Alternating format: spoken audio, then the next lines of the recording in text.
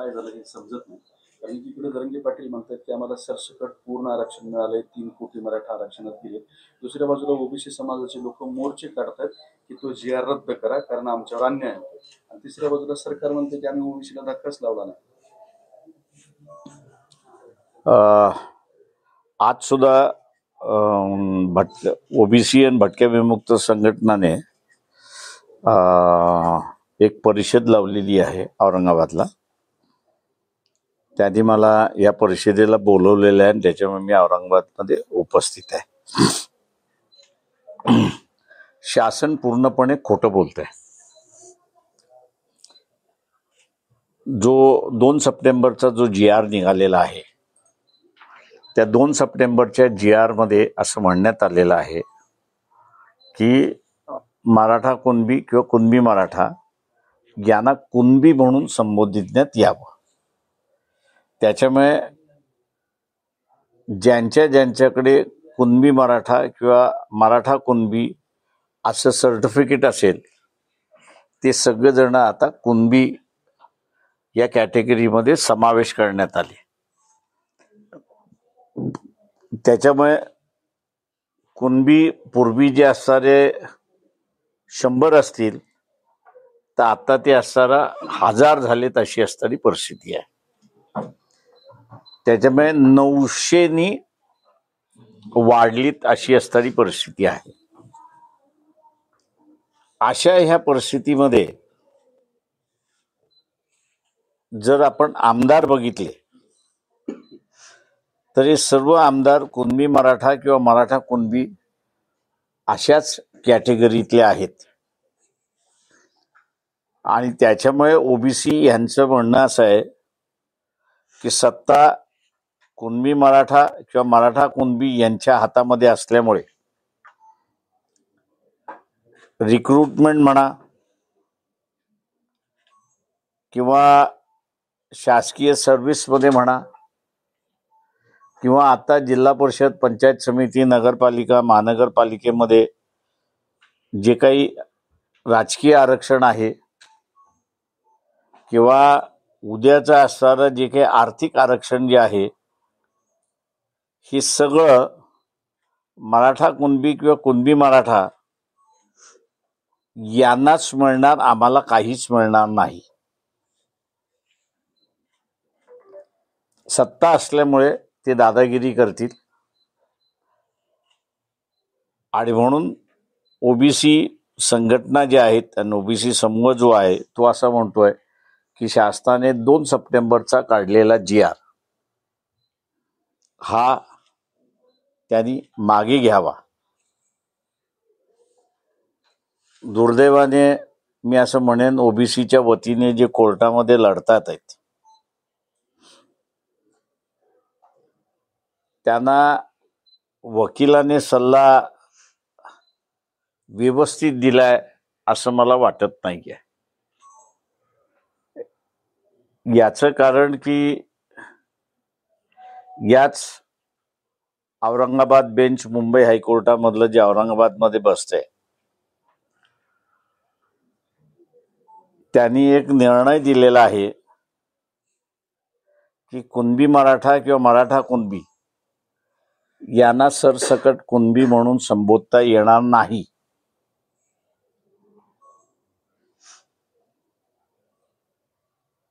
हा निर्णयाच्या विरोधात सुप्रीम कोर्टामध्ये अपील दाखल करण्यात आलं होतं. सुप्रीम कोर्टाने सुद्धा औरंगाबाद हायकोर्टाचा निर्णय जो आहे तो ग्राह्य धरला आणि सर्व कुणबी मराठा, मराठा कुणबी यांना कुणबी म्हणून संबोधता येणार नाही असं सुप्रीम कोर्टाने सुद्धा म्हटलेलं आहे. सुप्रीम कोर्टाच्या ह्या निर्णयानंतर जे काही मुंबई हायकोर्टामध्ये दाखल करण्यात आलेलं आहे पिटिशन, ते पहिल्या याच्यामध्ये असताना माझ्या दृष्टीने हा निर्णय लागल्यानंतर शासनाला निर्णय घेता येतो GR काढता येतो असा अजिबात अधिकार नाही. सुप्रीम कोर्टाचा निर्णय हा तर एकतर असेंब्लीने रद्द केला पाहिजे किंवा पार्लमेंटने रद्द केला पाहिजे आणि त्याच्या जागी नवीन तिथे असणारा कायदा केला पाहिजे, तरच त्याच्यामधलं येतंय. हा मुद्दा कदाचित असणारा मुंबई हायकोर्टामध्ये जी याचिका लढतात आहेत त्यांनी असणारा मांडला तर मी असं म्हणेन की ओबीसीना न्याय त्या ठिकाणी मिळू शकतो अशी परिस्थिती आहे. तेव्हा आत्ताच्या स्थितीमध्ये जे आहे त्याच्यामध्ये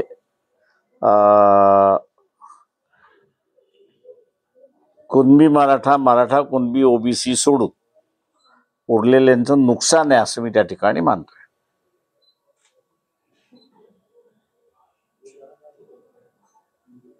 निवडणुका येत आहेत, तोंडावरती आहेत. सगळेच राजकीय पक्ष या निवडणुका लढवत आहेत. वंचित बहुजन आघाडी ह्या स्थानिक स्वराज्य संस्था, महापालिका, जिल्हा परिषद लढवणार आहे का? सोबळावर लढवणार आहे की कुणाचे? आम्ही असं जिल्ह्यांना अधिकार दिलेत की त्यांनी बीजेपी सोडून त्यांना समझोता करण्याचा अधिकार आम्ही दिलेला आहे.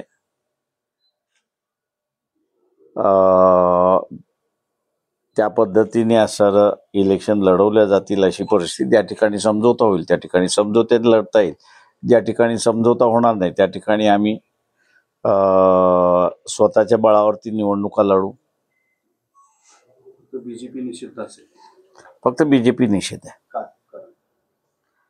कारण का ते सनातनी विचारसरणीचा आणि मनुवादी विचारसरणीचा पक्ष आहे आणि आमचा पूर्णपणे शाहू फुले आंबेडकरी चळवळीचा असा लढा, महात्मा फुले, शाहू महाराज, बाबासाहेब याचा लढा आपण असा बघितला तर ह्या सनातन आणि मनुवादी विचारसरणी जी आहे त्याच्या विरोधातला असणारा लढा आहे.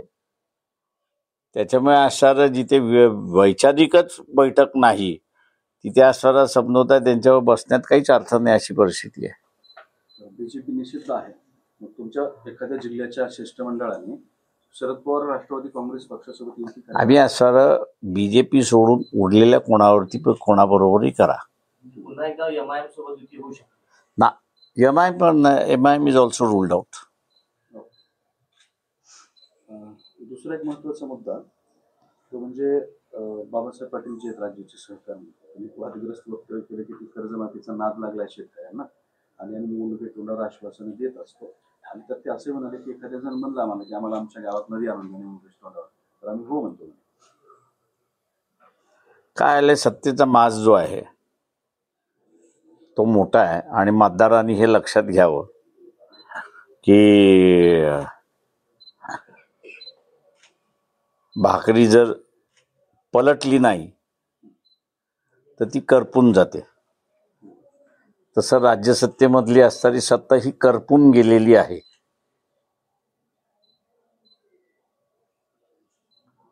आता बदलायचं असेल तर मतदारांनी बदललं पाहिजे. बदलासाठी वंचित ह्या स्थानिक स्वराज्य संस्था निवडणुकीत धक्का देईल प्रस्तावित. मी असं म्हणेन लोकांनी धक्का दिला पाहिजे. पक्षाकडे मतदान नसतं. पक्ष फक्त उमेदवार उभं करेल, त्याला मतदान द्यायचंय, ते मतदारांनी द्यायचं आहे. भाकरी करपली की न करपली याचा निर्णय त्या मतदारांनी घ्यायचा आहे. आणि ते दारू न पिता, महात्मा गांधीचा वापर न करता, जात आणि धर्म न बघता त्यांनी ठरवायचं आहे की भाकरी करपलेली आहे की नाही. करपलेली असेल तर उचलून फेकून द्यावी लागते ती. आता उचलून फेकून देतील का मतदार हे बघितला पाहिजे. पुण्यातलं एक प्रकरण सध्या गाजतंय. गृहराज्यमंत्री योगेश करप यांनी त्या सचिन घायाळ जो निलेश घायाळचा गुंडाचा भाऊ आहे त्यांना तो शस्त्र परवाना दिला होता आणि त्याच्यामुळे त्यांच्यावर टीका होते की हे सगळे गुन्हेगार आणि राजकारणी यांच्याशी एकमेकांसोबत. थँक्यू. त्याच्यामध्ये बरेच जण असं आहे, त्याच्यामुळे इंडिव्हिज्युअलवरती मी टीका कॉमेंट्स करत नाही. चला, थँक्यू सगळेजण, आभारी. नागपूरमध्ये ओबीसीचा मोर्चा आहे आणि पूर्ण ताकदीने ओबीसी समाज एकवटण्याचं चित्र आहे. ते चांगलं आहे. तर माझं म्हणणं असं आहे, ओबीसी जेवढा रस्त्यावरती उतरेल तेवढं अधिक चांगलं आहे. त्याचं स्वागतच आपण सगळ्यांनी केलं पाहिजे. पण ओबीसीने एक ठरवलं पाहिजे की ज्या राजकीय पक्षाने जरांगे पाटील ह्याला पाठिंबा दिलेला आहे किंवा हा 2 सप्टेंबरच्या GR निषेध केलेला नाही, त्या पक्षांना या स्थानिक स्वराज्य निवडणुकीमध्ये आम्ही मतदान करणार नाही, हा ओबीसीने ठाम निश्चय केला पाहिजे.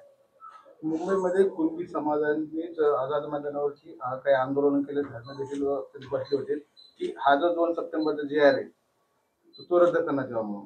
कुणबी समाजाचे जे कुणबीमध्ये ते कोकणातला कुणबी हा फार अगोदरपासून असणारा लढतोय, अगोदरपासूनच की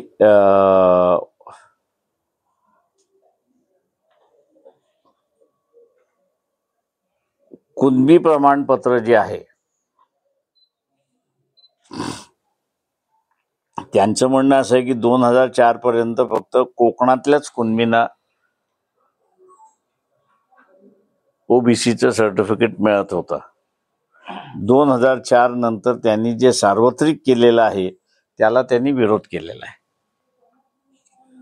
साहेब, तुम्ही परखडपणे ओबीसीची तुम्ही पाठलाग करता आणि त्याची भूमिका मांडत असता. आता राज्यामध्ये ओबीसी मेळावे होत आहे, तुम्ही कुठे एखाद्या मेळाव्यामध्ये तुम्ही असणार आहात का, दिसणार आहात का? हे आज मेळावाच आहे ना, त्यालाच उपस्थित आहे मी. ओबीसी भटक्या विमुक्तांचा आज मेळावा त्यांनी लावलेला आहे, मला बोलवलं, मी आलोय. काल विखे पाटलांनी जरंगे पाटलांची भेट घेतली आहे, म्हणजे वारंवार मनधरणी करतायत का दिसतंय का त्याच्यावरून? वारंवार भेटी घेत आहे जरंगे पाटलाची, विखे पाटील मनधरणी करतायत का दिसतंय? कशासाठी? जरांगे पाटील म्हणतो मला जे पाहिजे होतं ते मिळालेलं आहे. तरी ते अजून एक इशारा देतात, म्हणजे जर सगळं सरसकट व्यवस्थित नाही झालं तर मी पुन्हा मोर्चा करणार. चांगली गोष्ट आहे, काढावा मोर्चा. त्यांनी मोर्चा काढावा आणि त्यांनी उद्या जर रद्द झालं तर ते आमदाराच्या घरावरती मोर्चा काढणार आहेत का, याचा त्यांनी खुलासा करावा. नॅशनलचा प्रश्न विचारतो. बिहारच्या निवडणुका आहेत आणि तिकडे सगळ्याच राजकीय पक्षांची घमासान सध्या सुरू आहे. तर भारतीय जनता पार्टी पुन्हा रिपीट होईल, म्हणजे नितीश कुमार वगैरे, आणि ही सगळी आहे. त्याची एकंदरीत निवडणुकीबद्दल काय म्हणतात तुमचं बिहारच्या?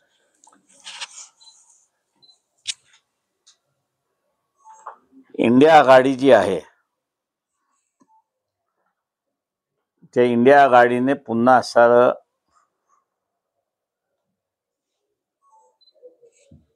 चूक केली असं मी त्या ठिकाणी मानतोय. 19% तिथे असणारा दलित समूह आहे.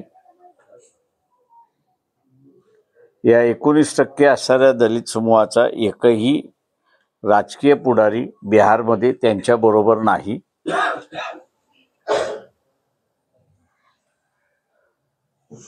आणि त्याच्यामुळे हे 19% मतदान इंडिया आघाडीच्या विरोधात जाते का,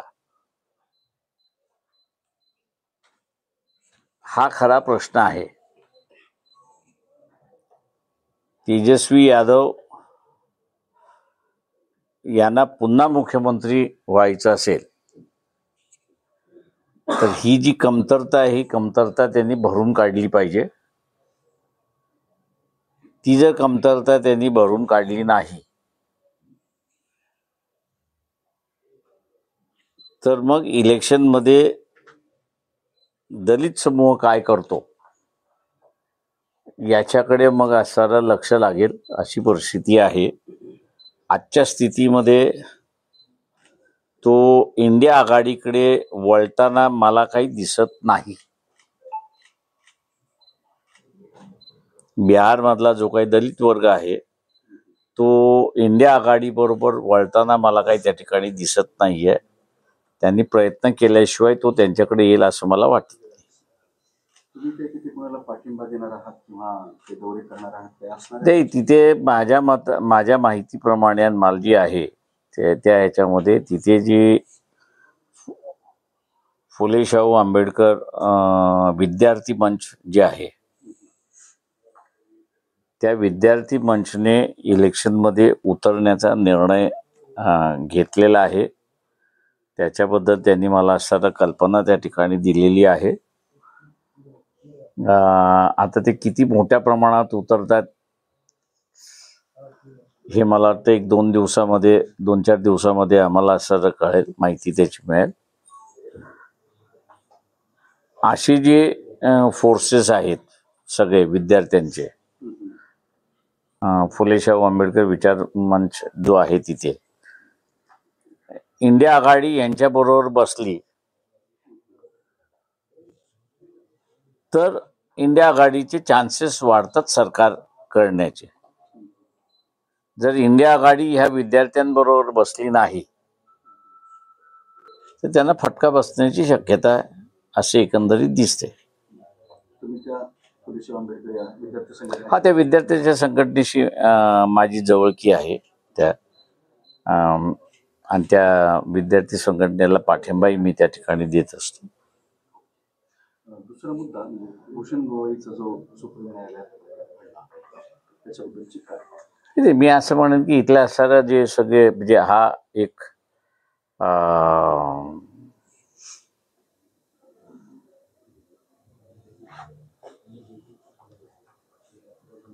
वर्गीकरणासाठी वापरून घेण्यात आलं त्या ह्याच्यामध्ये, आणि आता काय उपयोगात राहिलं नाही. त्याच्यामुळे असणारं जे सरकार बीजेपीचं आहे, RSSचं आहे, त्यांना वारंवार हा जो सनातनी वर्ग आहे आणि मनुवादी जो वर्ग आहे त्याला दाखवत राहणं की आम्ही असणारा मनुवादी आहोत, सनातनवादी आहोत. त्याच्यामुळे एकाला कोणाला तरी ते उभं करतात आणि असं कृत्य त्या ठिकाणी करतात.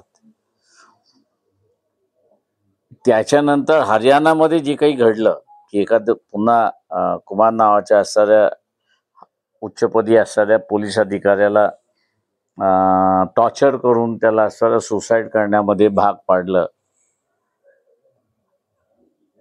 हा मला वाटतं एक संदेश आहे इथल्या मागासवर्गीय IAS अधिकाऱ्यांना, IPS अधिकाऱ्यांना, की आतापर्यंत त्यांना असं वाटत होतं की आपण आर्थिक दृष्टिकोनातून सक्षम झालेलो आहोत आणि त्यामुळे आपल्याला असणारं कोणीच हात लावू शकत नाही, अत्याचार करू शकत नाही. तो फुगा फुटला.